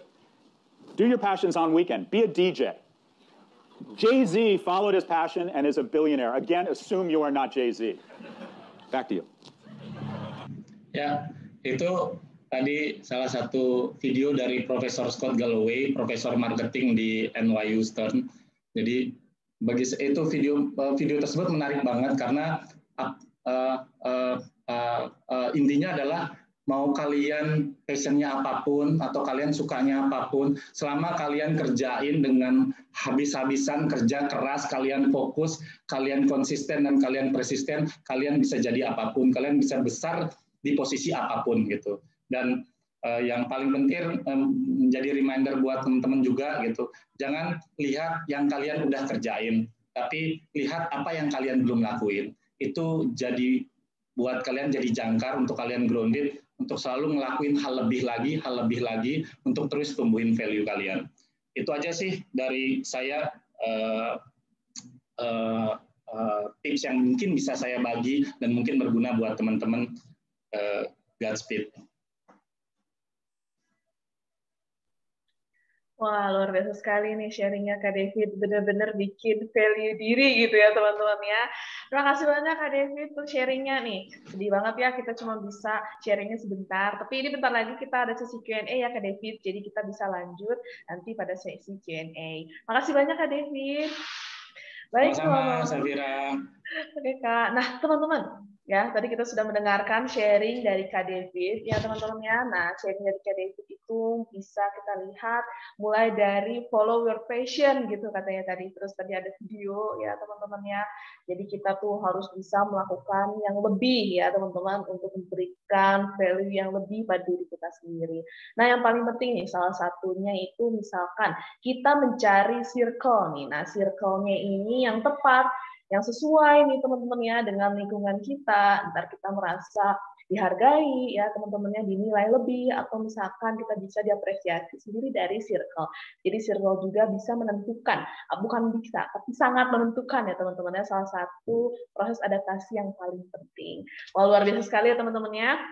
Kita sudah mendengarkan 3 narasumber untuk sharing-sharing mengenai adaptasi di lingkungan kerja nih teman-teman. Nah, sekarang kita langsung masuk aja nih ke sesi tanya-jawab ya teman-teman ya. Jadi kita tadi pakai platform Slido nih. Nanti saya akan bacakan untuk pertanyaan-pertanyaannya. Nah, sebelumnya nih saya mau panggil dulu nih kakak-kakaknya nih. Kak Riset, Kak David, sama Kak Sally. Ya, kita panggil dulu kakak-kakaknya. Kakak, halo Kak.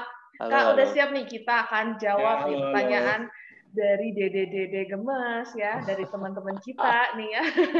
Kita akan jawab pertanyaannya ya. Nah, ini kebetulan udah di-share screen, udah kelihatan nih kakak-kakak pertanyaannya. Ya. Nah, ini saya bacakan untuk pertanyaannya ya. Nah, pertanyaannya nih, menurut kakak untuk menciptakan kesan pertama yang baik dan sikap dan hal seperti apa sebaiknya kita tunjukkan di tempat kerja baru di masa awal mulai pekerjaan. Nah, di sini pertanyaannya untuk 3 narasumber kita nih, tapi kita akan jawab satu-satu ya. Saya akan pilih Kak Sally dulu nih. Ladies first ya Kak Sally. Oke. Saya izin ya Kak Riset, Kak David. Oke. Ya sebenarnya kalau ditanya hal ini untuk menciptakan kesan pertama sikap apa ya, pada prinsipnya orang akan lebih suka sesuatu yang sifatnya genuine. Saya percaya itu gitu ya. Setiap orang akan lebih nyaman kalau kita bisa tampil apa adanya, kita tampil tulus gitu ya. Bagaimana kita ingin diperlakukan sama orang lain. Prinsipnya sih menurut saya simple itu ya. Kalau kita pengen diterima orang lain dengan cara seperti apa, maka marilah kita dulu yang mulai gitu. Jangan tunggu. Kadang itu kan orang itu saya tuh sebenarnya pengen ramah, tapi lingkungannya nggak ramah sih sama saya gitu ya. Kenapa nggak kita mulai terlebih dahulu, dan ya itu sih, be authentic as you can, but tetap ya gitu. Authentic means kita tahu kaidah-kaidah tuh seperti apa sih yang seharusnya ya ketika kita bisa diterima oleh lingkungan, apalagi sifatnya itu profesional ya, lingkungan profesional. Ya mungkin itu kali ya, as simple as itu. Oke, makasih banyak Kak Sally. Boleh kita lanjut ke Kak Riset dulu nih. Soalnya Kak David tadi baru sharing. Istirahat dulu boleh Kak David? Ya, saya sangat sepakat sekali dengan Kak Sally ya. Memang harus bisa tampil seotentik mungkin. Biasanya kalau di di tempat yang, maksud saya gini, kadang kalau kita kerjaan kita tuh lebih, misalnya ya kalau anak baru itu kan biasanya lebih banyak jadi pelaksana ya, jadi mulai ngerjain yang operasional, clerical. Nah itu kadang-kadang cepat bosan gitu ya, dan kadang-kadang maunya itu kan yang langsung agak berat atau hal-hal yang strategik gitu ya. Padahal kan itu ada level-levelnya ya. Nah disitulah sebenarnya keautentikan itu diuji gitu. Oh, sebenarnya dia rajin, cuman dia terlalu banyak mengeluh. Hal-hal gitu itu yang harus di apa ya namanya. Kalau bicara kesan itu tadi butuh endurance, jadi emang harus lama. Jadi konsistensinya ini yang harus dijaga. Jadi percaya diri, menunjukkan kita asli, tapi ya harus sabar dan terus konsisten sampai orang tuh bisa nerima ya.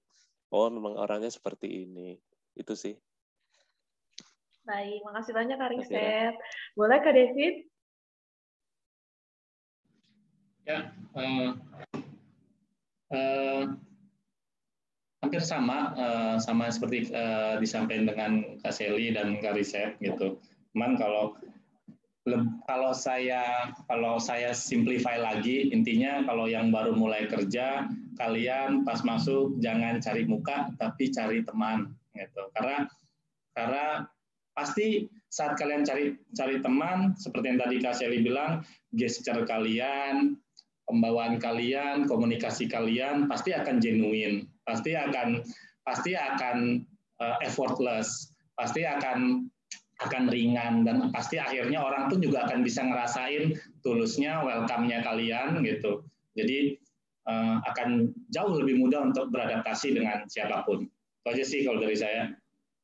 Oke, Kak David. Nah, teman-teman, jadi gitu ya. Ini pertanyaannya dari Rinta Arta. Jadi bisa disimpulkan tadi, jadi kita ketahui dari kaidah-kaidahnya ya, terus kita konsistensi tadi yang harus dijaga, misalkan percaya diri gitu ya teman-teman, sabar, terus misalkan cari circle teman yang tepat. Nah, ini ada pertanyaan selanjutnya nih ya, saya bacakan. Bagaimana cara menyesuaikan diri di lingkungan yang banyak senior, yang umur dan skill yang jauh dari kita, dan dengan pandangan yang berbeda. Nah, kalau begitu bagaimana? Boleh mulai dari Kak Riset deh, Kak Riset. Wah, ini saya alami sendiri. Bahkan waktu itu manajer saya kerjanya udah lebih lama ya dari saya, terus saya yang muda malah naik duluan gitu ya. Ya, ini kembali lagi ya, memang kalau dari sisi profesional, kita pasti dipilih oleh atasan kita ya. Jadi dalam satu sisi memang nggak bisa apa-apa ya, karena toh ada atasan lain yang memutuskan bahwa kita harus di situ ya. Tapi kan mau nggak mau dia jadi anak buah saya. Jadi ini posisinya bisa dua. Bisa kita sebagai jadi anak buah di lingkungan senior, atau kita bisa jadi atasan di lingkungan senior juga. Ya, kalau dua-duanya sebenarnya tipsnya cuma satu ya. Ya harus pandai-pandai menyesuaikan diri gitu. Karena kalau berhadapan dengan senior kita mereka tidak akan suka kita kelihatan sok pinter gitu loh. Tapi mau nggak mau kita kalau sebagai atasan minimal menerima masukan mereka, terus dan goal kita itu tersampaikan ya. Kalau kita sebagai atasan ya, minimal mereka memberi masukan, pendapatnya bagaimana, kita tanya balik, goalnya seperti ini, apakah sama ya? Kalau sama kita komit, kita jalan. Nah, kalau sebagai anak buah biasanya kan mau nggak mau cuman bisa ngejalanin ya, gitu. Mungkin kalau jadi bawahan atau anak baru, kalau punya ide yang agak-agak ekstrim gitu, kita bisa tanya nih, Pak, saya boleh usul gitu. Jadi jangan langsung memotong pembicaraan beliau atau tiba-tiba apalagi kalau nggak ngejalanin ya. Lebih baik saya punya usul Pak gini-gini. Kalau misalnya Bapak berkenan menjalankan atau menerima, silakan Pak. Tapi ini usul saya. Pasti kan ternyata di situ kan nanti akan terjadi diskusi ya dan lain sebagainya. Jadi memang kalau posisi bawahan ya itu tadi kita hanya bisa melakukan yang terbaik ya, dan kita jangan kalau kita nggak boleh punya mindset kita kalau kita merasa tinggi ya kita lebih pintar, wah ini anunya nggak terlalu bagus lah, itu nggak boleh dulu. Kalau bisa kita selesaikan tugas dari dia 100% bagus, bahkan kalau kita bisa kasih 120, kita kasih inovasi sedikit, kita kasih tambahin sedikit, misalnya ya minta data, tadinya cuma grafik, terus grafiknya kita bagusin, kita kasih warna. Dia belum minta PowerPoint, kita udah kasih bikin PowerPoint-nya. Dia belum minta dashboard, kita bikinin dashboard. Jadi kita sendiri ngasih improvement ke dia tanpa dia minta. Itu senior tuh pasti akan senang sekali. Jadi nggak kelihatan sombong, tapi jago gitu loh. Nah, itu tuh yang agak sulit kalau kadang-kadang kalau buat Gen Z. Karena di tempat kita kan juga banyak yang anak-anak muda itu pengen langsung menunjukkan, padahal coba tenang sedikit, begitu ada celah masuk pasti dapat. Karena kalau udah angkatan 2000 kayak saya gini udah berat Mbak kalau sudah Excel yang harus jelimet itu yang pinter-pinter yang angkatan 2010 gitu, itu pasti masih jago. Jadi kita gengsi juga nggak mau turun, tapi harus pintar cari celah lah gitu. Jadi supaya bisa pas gitu maksudnya. Itu sih. Makasih banyak Kak Richard jawabannya. Ya. Boleh kita lanjut ke Kak David deh. Ya, benar banget tuh Kak Richard tadi tipsnya. Gitu. Dan kalau saya mungkin boleh nambahin cara nyesuaiin. Cukup jadi pendengar yang baik ya. Saat di lingkungan kerja bertemu dengan para senior yang mungkin jauh lebih pintar, jauh lebih tua, lebih hebat atau apapun, kita cukup jadi pendengar yang baik. Ya. Kalian serap semuanya apa yang mereka sampaikan, apa yang mereka arahin, gitu. Kalian olah sendiri dan setelah jadi pendengar yang baik, baru kalian lakuin apa yang paling baik yang bisa kalian lakuin dari insight atau dari masukan atau dari arahan dari senior-senior kalian tadi. Itu aja sih kalau dari saya kira. Oke, makasih Kak David. Boleh Kak Sally? Iya, sebenarnya kuncinya itu aja ya, Kak Riset ya, Kak David ya. Poinnya sama sih. Kalau tadi teman-teman masih ingat tentang 4 poin, flexible, understanding, build connection and agility, ya itu semua yang bisa kita pelajari dari senior-senior kita. Dan kalau khusus di Triputra Group, di tempat saya bekerja, kami ini diajarkan mengenai Shuhari. Teman-teman boleh cari Shuhari di luar sana, itu adalah salah satu prinsip yang diajarkan di Toyota. Bagaimana sih kita ketika masuk ke lingkungan baru, Shu itu kita lihat dulu. Ya cukup aja lihat, kita tahu, kita lihat, kita ikuti. Karena kita percaya apa yang sudah senior-senior kita lakukan, itu toh sampai hari ini membangun bisnis ini berjalan dengan baik. Maka cukup kita lihat. Gitu. Kalau kita pengen melakukan perubahan, lihat dulu, baru setelah itu H.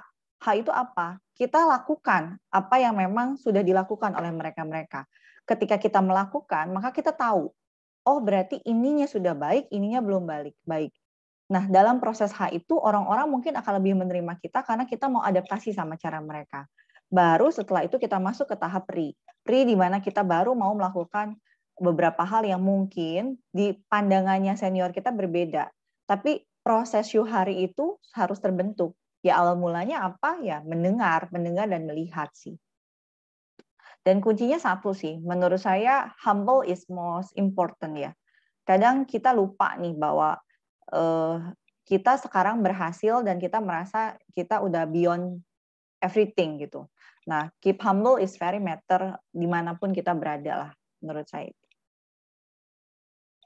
Oke, Kak Seli. Makasih banyak, Kak Seli. Nah, tadi teman-teman kita sudah mendengarkan katanya nih, kalau untuk jawabannya kita harus menyesuaikan situasi kondisi ya teman-teman, kita harus fleksibel gitu ya. Nah, tadi benar kata Kak Seli, kita harus humble nih teman-teman ya. Kita dimanapun kita harus humble, dan kita dari humble itu kan kita jadi mau belajar lagi gitu ya. Boleh kita lihat lagi untuk pertanyaan selanjutnya. Oke, nah ini pertanyaan selanjutnya. Apakah wajar baru 2 hari bekerja langsung mengundurkan diri karena omongan atasan yang kasar dan dituntut untuk langsung mengerti semua pekerjaan? Terima kasih, katanya begitu teman-teman ya. Dan kepada Kak David Karissa Kaseli, boleh ini saya pertama pilih Kak David. Kak David kan Bapak CEO nih ya Pak. Bapak CEO ini gimana Pak kalau begini? Boleh dijawab Kak David. Untungnya belum pernah kejadian sih di Argo.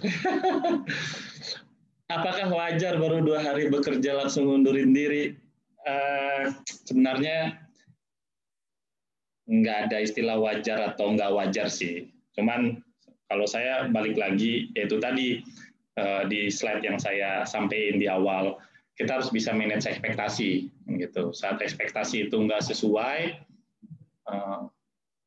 tapi kan kita sudah memilih di awalnya, gitu. Jangan sampai itu yang jangan sampai itu jadi mengaburkan pilihan kalian atau karir kalian sih, gitu. Jadi kalau ditanya wajar nggak wajar, sebenarnya balik lagi yang penting kalian bisa nyari kerja lagi aja after itu, gitu. Paling yang jeleknya adalah credibility kalian, nama kalian, gitu. Karena salah satu kita kalau nyari tim gitu atau siapapun yang akan join atau employee, kita akan lihat sih karirnya, CV-nya gitu. Kalau karirnya pendek-pendek, baru 2 bulan, baru 1 bulan, baru 2 minggu gitu, baru 3 bulan, kecil kemungkinan untuk bisa lolos lah di tahap selanjutnya, karena dari situ dari company pun akan melihat berarti secara drive, secara personal, atau secara drive, atau secara ownership, orang ini susah untuk akhirnya dipegang gitu. Lebih ke situ sih. Itu aja dari saya. Oke, Kak David. Makasih banyak jawabannya Kak David. Nah, kita lanjut ke Kak Seli deh. Ini susah ya. Ini tanyanya saya sebagai HR atau saya sebagai kalau sebagai orang yang ada di posisi itu. Oke, pada prinsipnya mungkin saya akan menjawab dalam kaidah yang seharusnya ya. Kalau bicara tentang wajar, nggak wajar, akhirnya kita kembali lagi ke setiap perusahaan ada aturan, ada cara gitu ya. Ketika kita merasa bahwa kita diperlakukan kurang nyaman oleh siapapun itu yang buat kita mungkin ini akhirnya bertentangan dengan value. Kalau kayak gini kan jadi akhirnya bertentangan sama value ya, bahwa saya nggak suka diberikan omongan-omongan yang mungkin buat orang tersebut kasar gitu ya, atau yang memang betul kasar. Nah, tapi yang harus kita ingat ketika kita memasuki satu organisasi itu sudah punya kaidah-kaidahnya. Maka wajar nggak wajar itu, atau balik lagi ke saya pengen resign karena ini sudah bertentangan dengan value saya, silahkan, tapi lakukanlah sesuai dengan aturan yang seharusnya. Bertemu dengan pihak HR-nya, bicara bahwa saya harus resign karena begini-begini, lalu selesaikan dengan baik-baik gitu. Maka apabila hal itu dilakukan dengan seharusnya, keputusan resign menjadi wajar. Tapi kalau dia resign tiba-tiba, saya nggak suka karena omongan lalu ya dia keluar begitu saja. Menurut saya akhirnya menjadi tidak wajar karena cara penyelesaiannya menjadi kurang profesional mungkin ya bahasanya. Ini itu kali ya. Oh ya, betul-betul Kak Seli. Makasih jawabannya Kak Seli. Nah, boleh Kak Riset?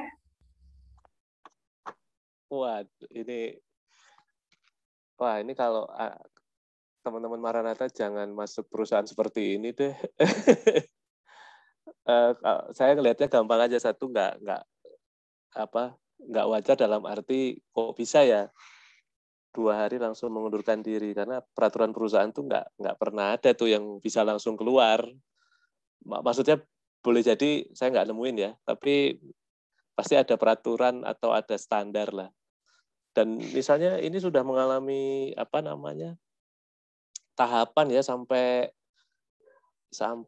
cek kesehatan misalnya, terus 2 hari nggak malah langsung keluar, itu sangat nggak wajar sebenarnya dari sisi kalau ngelihat ininya. Atau jangan-jangan perusahaannya memang nggak pas gitu ya, atau nggak bonafit.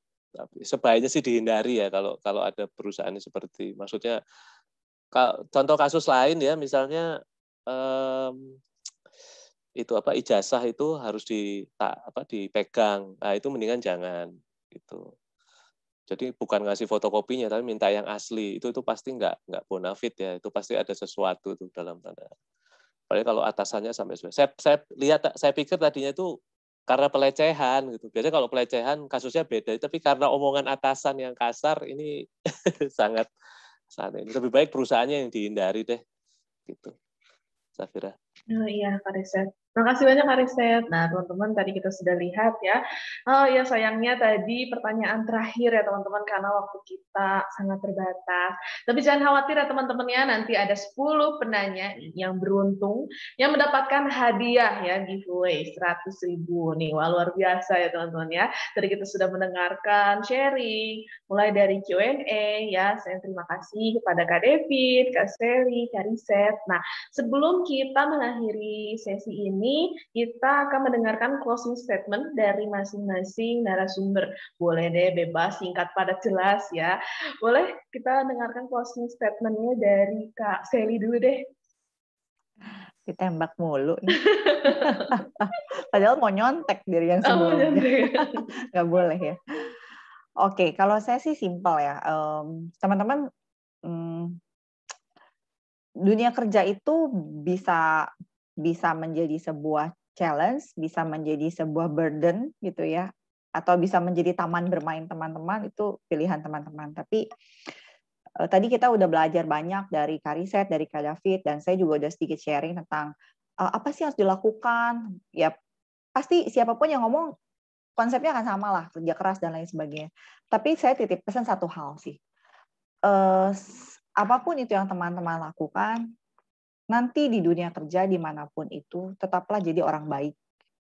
Itu saya titip pesan sekali gitu, bahwa jadi orang baik itu apa gitu. Jadi orang baik yang ya tidak merugikan orang lain, gitu ya, tidak merugikan diri sendiri juga gitu. Itu aja sih paling. Thank you. Kak Seli, makasih banyak. Nah boleh dari Kak David, Kak? Oke, kalau dari saya sih paling satu, gitu. Fokus increase value kalian, increase value, karena value berbanding lurus sama wealth kalian. Jadi kalau value kalian segini, udah otomatis pasti wealth kalian atau kasarnya mungkin uang gitu pasti akan sama juga gitu. Jadi yang kalian naikin adalah value-nya, karena pasti uangnya akan ngikutin. Tapi kalau value kalian masih di bawah, gitu, saat kalian misalnya contoh kalian mungkin dapat rezeki, dapat undian atau dapat warisan, gitu, wealth kalian atau harta kalian di atas, pasti lama-kelamaan hitungan bulan atau tahun pasti akan turun ngikutin value kalian. Gitu. Jadi tumbuhin value kalian karena wealth akan ngikutin kalian sih. Itu aja dari saya. Oke, Kak David, makasih banyak. Boleh Kak Riset? Terima kasih Safira. Jadi saya setuju sekali dengan Kak Sally dan Kak David ya. Kalau boleh nambahin satu lagi buat teman-teman Maranatha semua ini, satu kata aja, jangan pernah takut salah gitu ya. Jadi sudah ngeplan dengan benar, prosesnya juga sudah benar, tapi hasilnya nggak seperti yang diekspektasi ya, jangan takut salah gitu. Jangan takut kalau plannya salah. Pasti di situ ada improvement atau apapun yang bisa jadi faktor yang kita belajar, kemudian kita bisa memperbaiki untuk lebih lanjut. Karena adaptasi ya, kita lihat kondisi saat ini, semua dunia berubah ya, bisnis berubah gitu. Ya kita nggak usah mikir, kan kadang banyak ya di sosial media itu ya, itu kadang hal yang mempengaruhi kita. Kita lihat orang posting kekayaan lah, posting apa, gitu. Terus posting keberhasilan. Terus kadang-kadang kita jadi minder gara-gara itu semua. Jangan. Jadi tetap fokus sama apa yang sedang apa yang sedang mau dikerjakan sekarang, dan jangan takut salah. Semua punya rezeki, semua punya value, dan pasti semua akan maju pada akhirnya nanti. Itu saja sih, Safira. Baik, Kak Riset, luar biasa sekali ya. Makasih banyak Kak Riset untuk closing statement-nya. Nah, teman-teman, tidak terasa nih kalau sesi utama kita udah selesai ya teman-teman ya.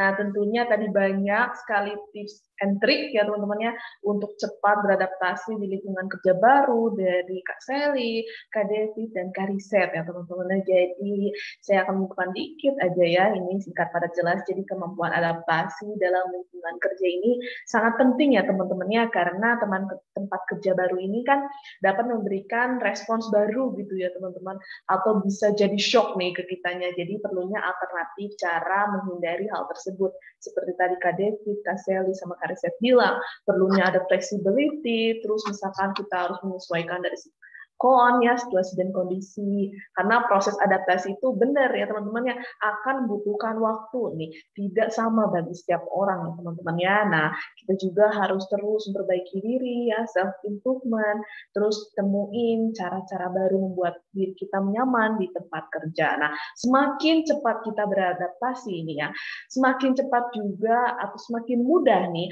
untuk kita agar nyaman dengan lingkungan pekerjaan kita dalam menjalani pekerjaan, begitu ya teman-teman ya. Wah, saya ucapkan terima kasih banyak kepada Kak Risat, Kak Sally, dan Kak David sudah bersedia jadi narasumber pada malam ini. Tapi ini ya, sebelum kita selesai nih ya, sebagai tanda terima kasih, panitia telah mengirimkan kenang-kenangan kepada 3 narasumber kita, dan kebetulan saya juga kebagian nih ya teman-teman. Nah, kita akan unboxing nih ya, souvenir yang telah diberikan nih oleh Universitas Kristen Maranatha. Boleh nih pada Kak Riset, Kak David, Kak Sally buat dilihatin nih ke kamera ya, souvenir yang didapatkannya nih ya, yang saya kebetulan dapat nih teman-teman ya, dan ini udah saya unboxing nih. Nah, ada yang belum nih, boleh nih Kak David boleh sambil di unboxing ya teman-teman. Nah, ini saya kasih lihat nih ya, ini souvenir. Nah, ini teman-teman, nah seperti ini. Jadi ini souvenir ini hasil karya nih dari alumni di Cafe Universitas Kristen Maranatha ini teman-teman. Nah, ini cocok banget nih buat kasih kenang-kenangan ke teman nih ya, atau ke sahabat nih, atau ke kekasih gitu atau ke keluarga nih. Kita berterima kasih banyak kepada Kak Stella Project yang udah bikin nih boneka ini bisa jadi bantal ya teman-teman ya, bisa jadi guling. Yang bonus juga ini ada muka sayanya ya teman-teman ya. Jadi saya berterima kasih juga nih kepada Kak Stella Project, karena wajah saya lebih cantik di boneka nih ya daripada di aslinya gitu teman-teman. Jadi boleh nih teman-teman, boleh kalau yang mau ini souvenirnya bisa langsung dicek aja ke Instagram @castellaproject. Nah, selanjutnya kita akan masuk ke sesi foto bersama nih ya. Jadi untuk para narasumber nanti boleh diperlihatkan bonekanya, atau pada teman-teman saya himbau untuk membuka ya kameranya ya teman-teman ya. Jadi kita akan ada sesi foto bersama nih. Jadi biar kita juga kelihatan nih cantik ganteng nih ya, banyak yang nonton nih. Terima kasih kepada para partisipan ya yang udah nonton, terima kasih banyak. Boleh di on kameranya, jadi saya minta tolong arahan dari panitia. Boleh panitia minta bantu arahan fotonya ya.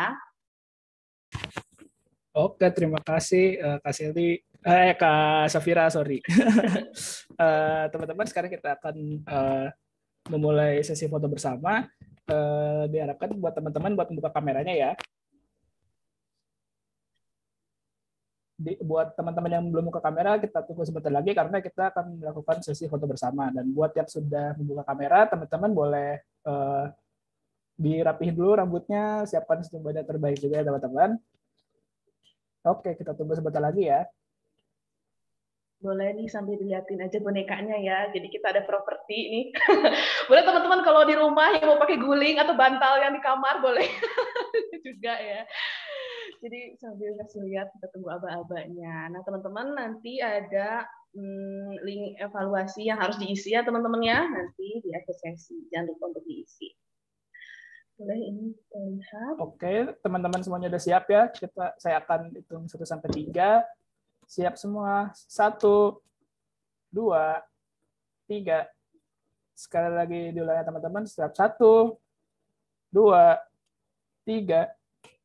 Sekali lagi teman-teman. Siap ya 1, 2, 3. Oke. Thank you teman-teman semua. Aku kembalikan lagi ke Kak Safira. Iya, terima kasih banyak panitia. Ya, ini luar biasa sekali ya kita foto tadi sama bantal. Nah, terima kasih banyak pada teman-teman yang sudah berpartisipasi dan terima kasih banyak kepada Kak Selly, Kak Devi, sama Kak Riset ya sudah bersedia menjadi narasumber pada hari ini. Nah, teman-teman, sebelum selesai nih, saya ingin menyampaikan nih teman-teman. Tadi kan sesuai dengan janji kita ya, akan mengumumkan 10 penanya beruntung nih ya. Kita akan mengumumkan nih yang menang akan mendapatkan hadiah nih ya. 100.000. Waduh lumayan banget ya teman-teman ya kalau dalam bentuk pulsa. Bisa telepon dari bangun tidur sampai tidur lagi ya teman-teman ya. Boleh nih untuk para pemenangnya nih, saya udah megang nih nama-namanya nih. Siapa tahu nanti ada nama teman-teman ya, mohon didengarkan ya. Pada 10 penanya tadi banyak sekali yang bertanya, jadi kita pilih 10 petanya terbaik ya. Selamat kepada Rinta Arta, Keziana F, Fajar Bagus Kurniawan, Melinda Sari, Tiona, Andre Sunjaya, Carmen Laurentius Calvin, Antonieta, dan Kennedy. Wah, selamat ya teman-teman yang sudah mendapatkan giveaway-nya. Wah, luar biasa sekali ya teman-teman yang mendapatkan pulsa nih, 100.000 rupiah. Wah, selamat ya teman-teman ya. Oke, nanti akan dihubungi panitia ya untuk para pemenang. Jadi jangan bingung. Oke teman-teman.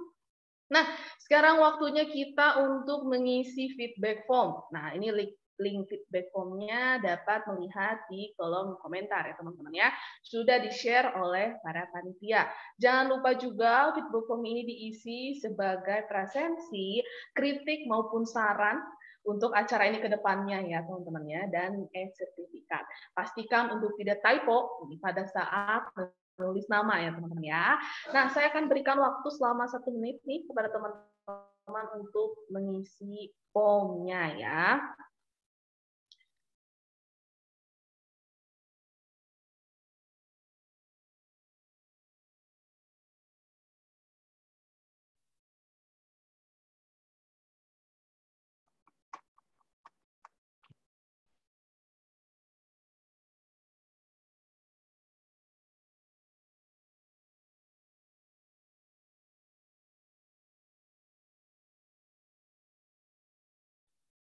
Baik, ini linknya ya teman-temannya, bisa di-scan atau bisa diklik linknya di kolom komentar. Nah, buat teman-teman yang belum isi, jangan masalah ya teman-teman ya, acaranya ini link evaluasinya akan tetap dibuka sampai jam 21 waktu Indonesia bagian Barat ya teman-teman ya.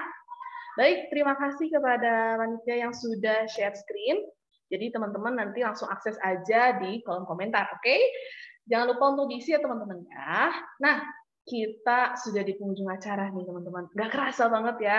Tadi kita sudah mendengarkan narasumber kita yang kece badai ya teman-teman ya. Nah, mari kita akan tutup saja acara malam ini teman-teman. Tadi kita sudah membuka acaranya dengan doa. Nah, kita tutup lagi pastinya dengan doa ya teman-teman ya. Nah, sekarang sebelum kita mengakhiri doa, akhir acara ini teman-teman ya, mari kita tutup dengan doa penutupnya. Doa akan dipimpin oleh Bapak Rudiano ZA Parera MTH. Kepada Pak Rudiano, dipersilahkan. Baik. Ya, teman-teman semua, mari kita akhiri acara kita malam hari ini dengan doa. Kita bersyukur boleh selesai acara ini dengan baik. Saya akan mimpin dengan iman Kristiani. Teman-teman yang lain bisa menyesuaikan. Mari kita berdoa. Bapa dalam surga, kami bersyukur untuk kesempatan kami boleh bersama-sama mengikuti alumni sharing session ini, bagian ke-6. Ada banyak hal yang boleh kami dapatkan dari rekan-rekan kami, kakak-kakak alumni kami, baik Kak Riset, Kak Sally, dan Kak David. Kau memberkati di mana mereka Tuhan tempatkan dalam pekerjaannya, memberkati dalam setiap hal yang dikerjakan dan keluarganya, dan setiap kami yang mengikutinya. Dan tolonglah kami ya Tuhan di dalam pergumulan setiap kami yang saat ini mungkin dalam pekerjaan yang baru atau sedang mencari pekerjaan, biar Tuhan menolong kami sehingga kami menemukan pekerjaan yang Tuhan tempatkan bagi setiap kami dengan passion yang kami miliki. Kami sadar di dalam keterbatasan kami, tapi kami bersyukur untuk inspirasi yang kami dapat malam hari ini boleh membekali setiap kami. Kami sebentar akan berpisah, Tuhan menyertai kehidupan kami selanjutnya di sisa hari ini, dan kami boleh menikmati weekend kami bersama keluarga kami.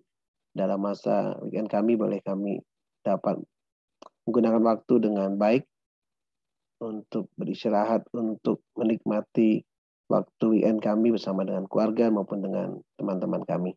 Terima kasih untuk semuanya dan rekan-rekan panitia yang telah menyediakan, mempersiapkan ini semua. Tuhan juga memberkati. Kami menyerahkan semua doa ini yang kami imani di dalam nama Tuhan Yesus Kristus. Amin. Terima kasih banyak, Pak Rudiano. Baik teman-teman semuanya, tak terasa nih ya waktu berjalan dengan cepat. Kita sudah berada di penghujung acara. Nih kami ucapkan terima kasih banyak kepada teman-teman yang sudah hadir dan sudah mengikuti acara dari awal hingga akhir ya teman-teman ya di acara Alumni Sharing Season Part 6 dengan judul Tips Cepat Adaptasi di Lingkungan Kerja Baru. Semoga ilmunya dapat bermanfaat, berkenan di hati teman-teman semuanya. Baik teman-teman, saya mewakili panitia yang bertugas. Mohon maaf sekali bila ada kekurangan, kesalahan kata, maupun perbuatan. Saya Raden Safira Destiana, alumni manajemen Usaha Kristen Maranatha, selaku moderator undur diri. Semoga kita sehat-sehat selalu. Terus jangan lupa bila teman-teman ingin keluar rumah untuk mematuhi protokol kesehatan. Oke? Nah, take care ya teman-teman semuanya. Jangan lupa link evaluasinya di ya. Selamat malam. Kak David, terima kasih. Kak Riset, terima kasih. Kak Sally, terima kasih. Aduh, keren-keren banget nih hari ini nih. Teman-teman semuanya, terima kasih. Thank you.